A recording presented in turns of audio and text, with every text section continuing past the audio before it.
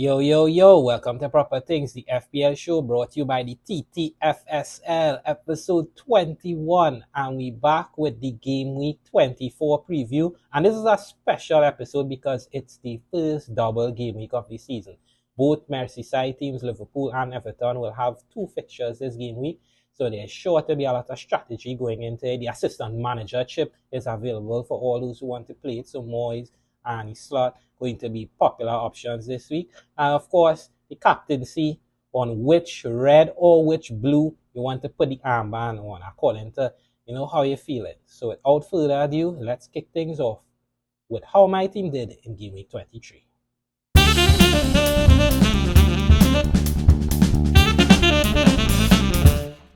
So it was a great Game Week 23 for me. Could have been better, but a green arrow from where I was in just outside the 16K, now to inside the top 10K and just inside the top 9K. So currently at 8,978. So nice game week, a nice green arrow putting us now into the top 9K.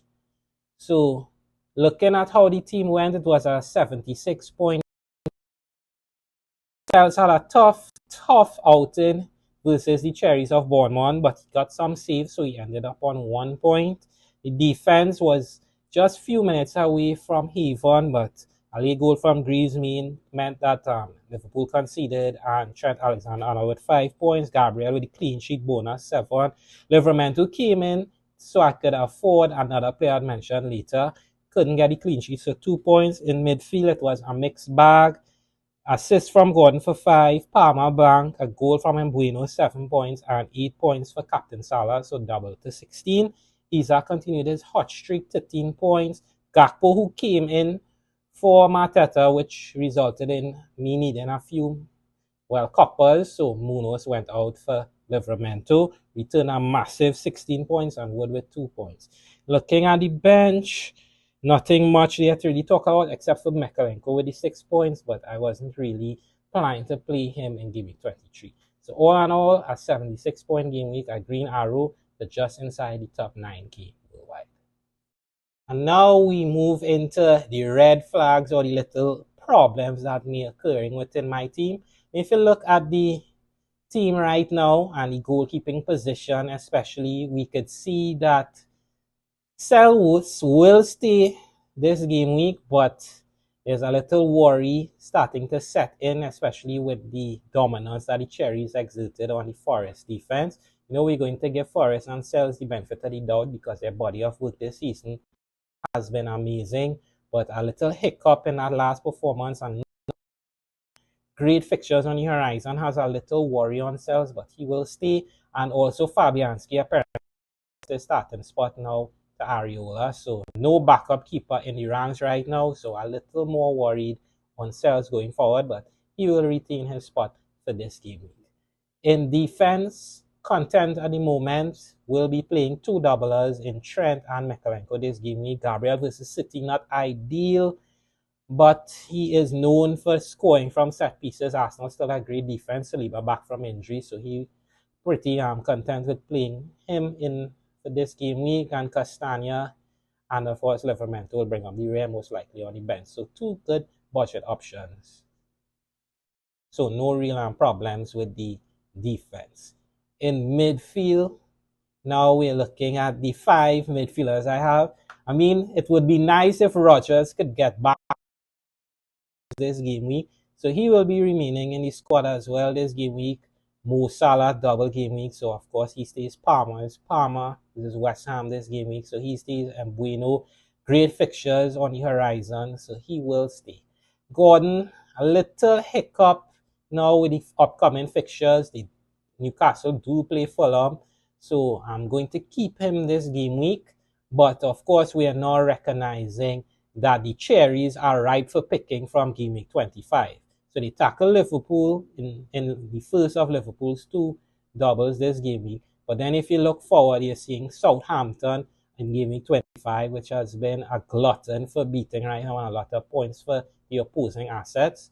So it will be a nice to bring in one of Kluivert or even Semenyo or even Django. So it's been a brilliant performance from the Cherries for the last couple of weeks, and they're staying hot. So we want to see how they do against Liverpool, and then we could move in when they get right in game week 25. Sorry, and also from those who have Luis Diaz. So for those who have Luis Diaz, we're looking to see how he does this game week.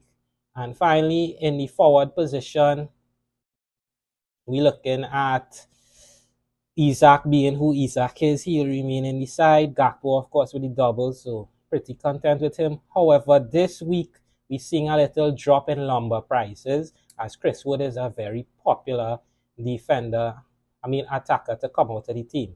So we're seeing a lot of people transfer out Chris Wood, and we're seeing a lot move into Gakpo. Luckily, we already have him, especially since he went off versus Ipswich.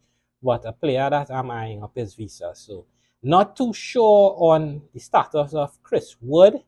So he is one that could be on the chopping block with Brighton upcoming this game week. Not an amazing fixture, but not a bad one. So it's 50-50 on him.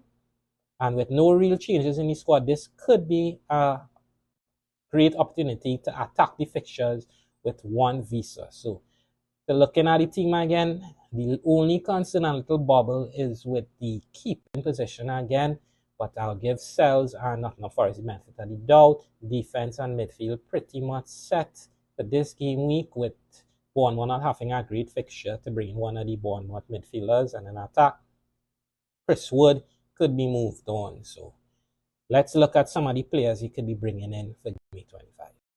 So now we are looking at some of the players you could buy this game week. Of course, I'd have some of them in my team, but for the sake of helping everyone out, let's look at some of the popular options. So we're starting out with the goalkeeping position.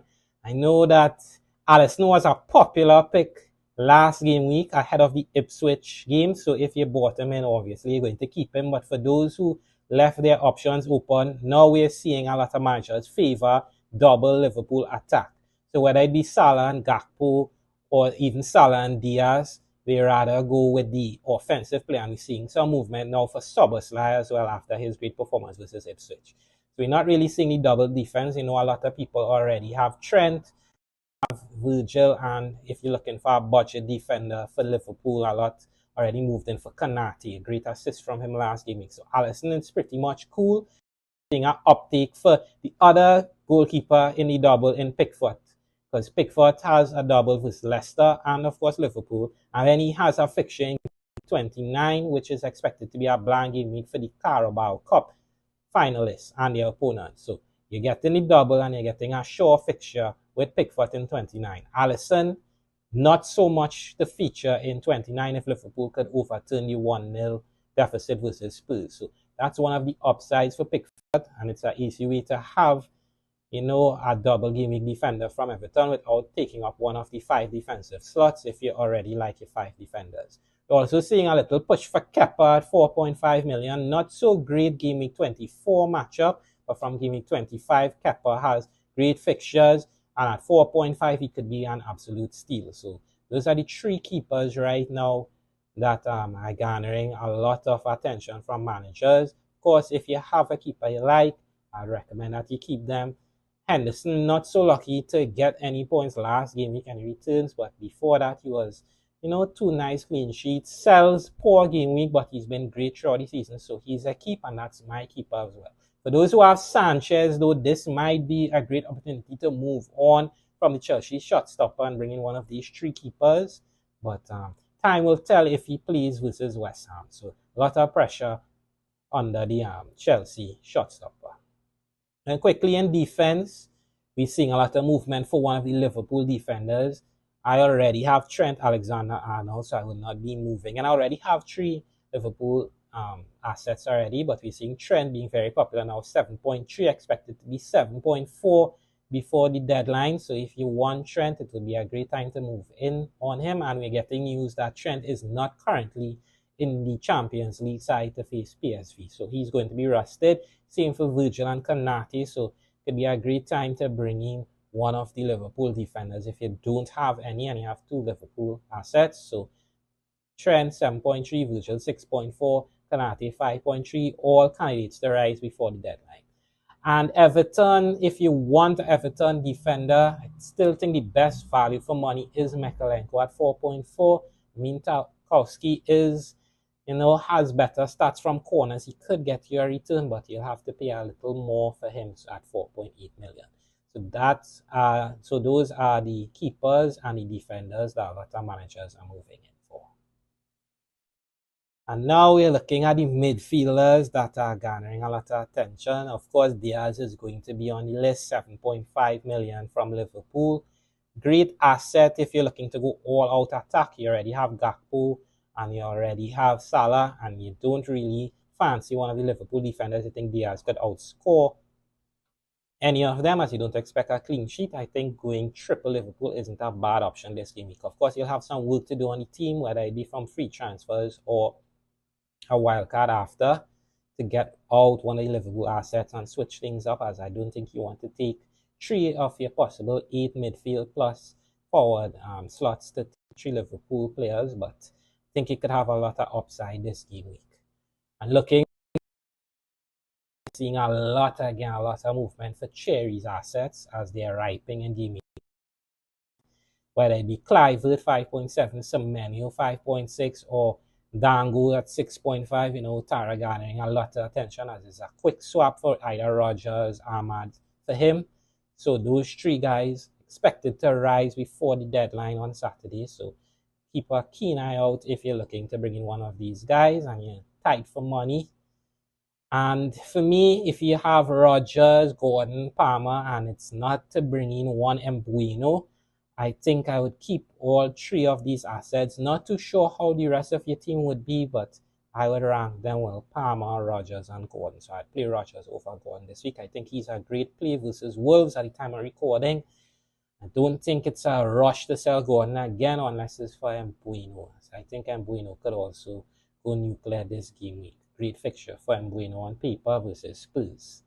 And finally, the attack. I think a lot of managers already have Isak, so he's locked in. And a lot of movement for Gakpo last week. It's going to continue this week. He will possibly go up again before the deadline, so he's a very expensive asset now. And I expect more movement for him, so he could be a nuclear level threat if you don't get him in.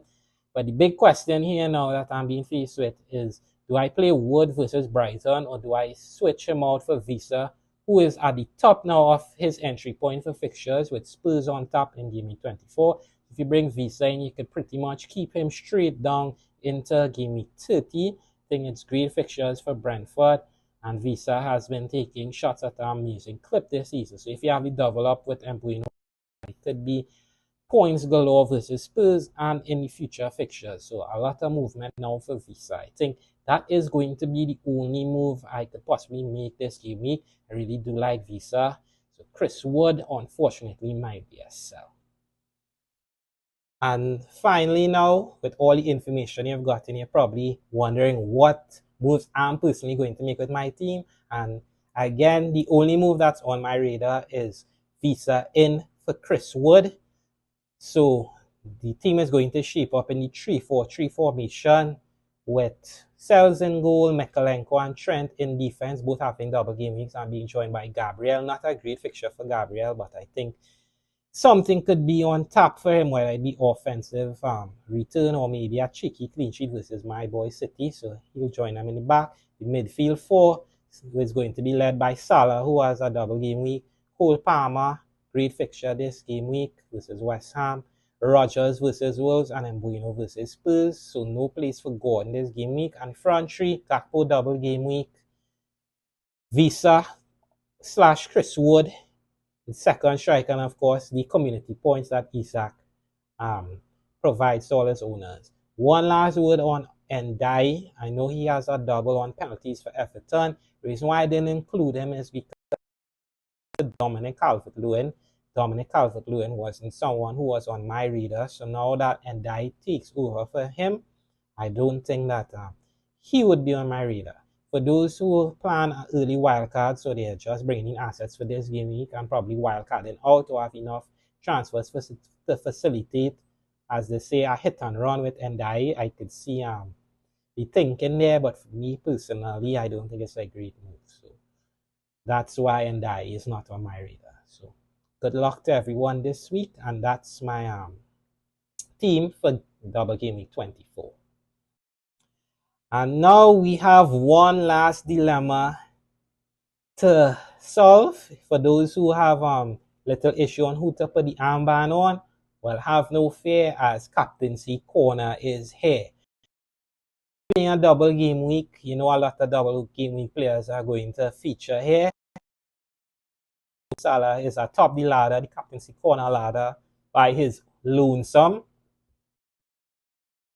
Is he just going to be a captain or a triple captain? But a little tidbit on that after I announce the cheeky ball captaincy pick. So Salah, the unanimous #1 choice for captaincy this game week with the double versus Bournemouth and of course Everton. In 2, it's going to be Cody Gakpo if you're looking for a little differential versus Salah. I mean, Cody Gakpo is the best on paper. I don't think a lot of people will be moving away from Salah. So Cody comes in at 2. One of the best single game week players comes in at 3. That's Mbeumo versus Spurs. Spurs have been good for a lot of goals lately. I think Mbeumo could take advantage. So he comes in at 3, but it's a fast 3. At 4 is going to be Cole Palmer versus West Ham. Not the best of form for the last couple game weeks. A little injury worry may be holding him back, but I expect him to return to form somewhat versus West Ham. Great fixture on paper, but not better than Mbeumo. So he comes in at 4. And then at 5, a tricky ball play. If you believe that Liverpool are going to keep some guy to get the attacking return, you know he's going to be on in the bonuses once that happens. It's Trent Alexander-Arnold. Can't really leave him off the list, but I do believe Salah and Gakpo are superior to him. But if you believe that Liverpool are going to keep those 2 clean sheets, he could be the best cheeky ball captaincy shout for this. But he could only come in at 5 because his returns are team dependent with the clean sheet as well as his individual brilliance. So Salah unanimously #1 this game week. So if you're going against him, it's going to be a big shot you're taking. And a little caveat here for captaincy corner this game week. A lot of questions on whether you should play the triple captain or the assistant manager chip this game week. Well, for me, I won't be playing the assistant manager chip because I want to see how the season shakes out. I want to hold the chip for a little longer. So it's really whether to play triple captaincy or not to play triple captaincy. And I'm 85% sure I'm playing Salah as my triple captain, but I'll have to wait to see qualify for this the playoffs in Champions League, because if they get knocked out, then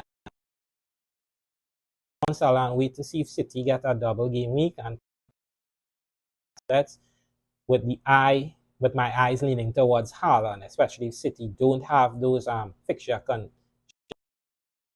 for European games. So according to what happens tomorrow in Champions League, I'll make it official. But right now, 85% on Salah. He will definitely be my captain for game. Assistant manager chip, not in play for me. I'd like to see more. I think it's beneficial to chase the table bonus, as we saw what Moyes did last week, getting 19 points. So if you do win with slot, it's only going to be the 2 games with slot. It's only going to be 12 points, 6 each for the win. No table bonuses. So I'm not too sure how the table is going to shake out by the time the double game weeks at the back end come, or when the fixtures get desperate for the teams trying to avoid relegation. So I'll be holding that chip for a little later. And that concludes this week's episode of Proper Things. I hope you all had fun listening to me. I had a great time delivering the episode, inside the top 10K for the first time this season. So enjoying life after Game Week 23. I want to thank everyone for watching the content, liking the videos. Don't forget to try to get to likes for this video. So while you're watching the video, just give it a little like. While liking the video, you could go down in the comment section and tell me if you're liking the pics. If you don't like the picks, if you have better insight on how to use the assistant manager chip. So we'd like to hear from all the viewers. And I just have to wish everyone the best for this double game week. Hope you all get the best possible results, green arrows for everyone. And look out for news regarding injuries after the European fixtures this game week. So that being said, don't forget to do proper things in all walks of life. I'll see y'all